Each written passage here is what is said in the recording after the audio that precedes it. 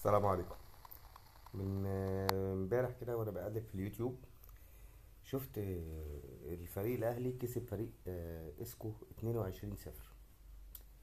شفت تعليق كده على اليوتيوب من الاستاذ هاني حتحوت، كان اغرب من الخيال بالنسبه لي.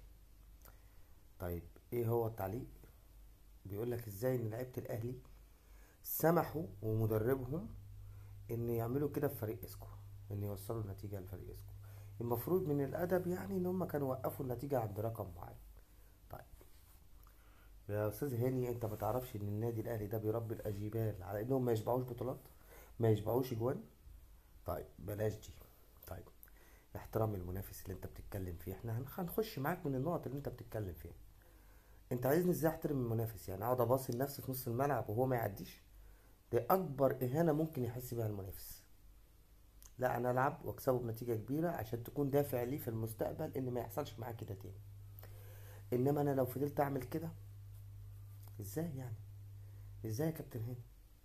انت لو فريقك الزمالك مثلا بيلعب وكسبان 22 هتقول له ستوب؟ في اهانه؟ لا طبعا. هتقول له عايز وهل من مزيد؟ ده بيقول لك المثل البلدي، بيقول لك ايه، البحر يحب الزياده. فيا استاذ هاني لو سمحت، انت ما تعرفش حاجه عن النادي الاهلي، ولا عن اشبال النادي الاهلي، ولا عن شباب النادي الاهلي، ولا عن قيم النادي الاهلي.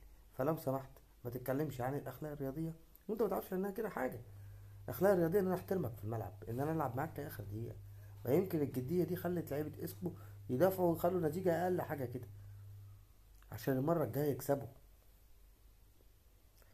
ما تنسوش تتابعوني وتدعوا لي، ولو ليكوا اي سؤال حطوه في الكومنتات وانا هرد عليه. شكرا لكم، السلام عليكم.